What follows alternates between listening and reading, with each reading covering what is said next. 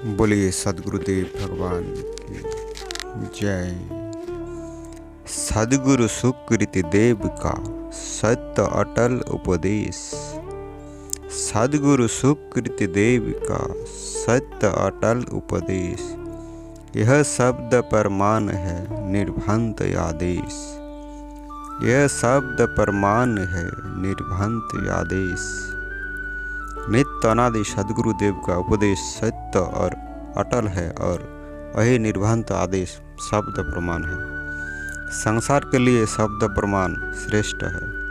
प्रत्यक्ष, अनुमान, उपमान और शब्द ये चार प्रमाण होते हैं। प्रत्यक्ष वह प्रमाण है जिसमें इंद्रिय और उसके अर्थों के संबंध से भ्रम रहित ज्ञान प्रकट होता है, परंतु यह इंद्रियों का प्रत्यक्ष है।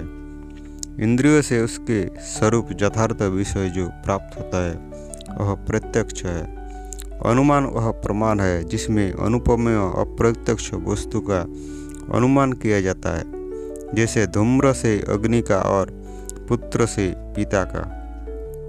उपमान प्रमाण वह है जिसमें दूसरी वस्तु की उपमा देकर उपमेय को सिद्ध किया जाता है, जैसे चंद्रमा के समान मुख, स्वर्ण के समान दीप्यमान। चौथा प्रमाण वह है जो आप्त सद्गुरुओं का वचन है, यही शब्द प्रमाण है।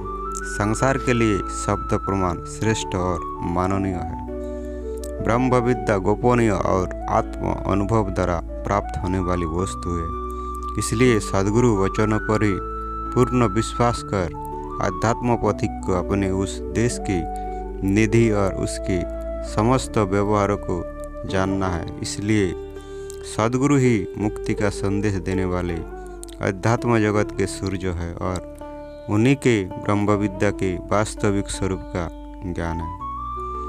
अतएव सद्गुरु के वचन ही शब्द प्रमाण है और वे संसार के कल्याण के लिए निर्भंत वचन है। जीवों के कल्पित वचन शब्द प्रमाण नहीं हो सकती। जीव ब्रह्म प्राप्ति करके भी सद्गुरु नहीं हो सकता। सद्गुरु तो श्रुत ज्ञान प्रवाही विशिष्ट आत्माएं होती है।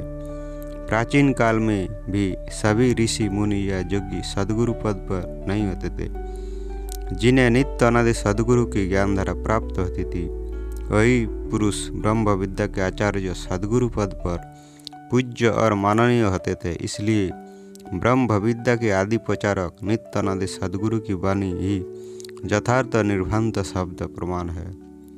उसी नित्य अनादि सद्गुरु की ज्ञानधारा जिन जिन आत्माओं में प्रवाहित होती है, वही महापुरुष सद्गुरु पद पर विराजमान होते हैं।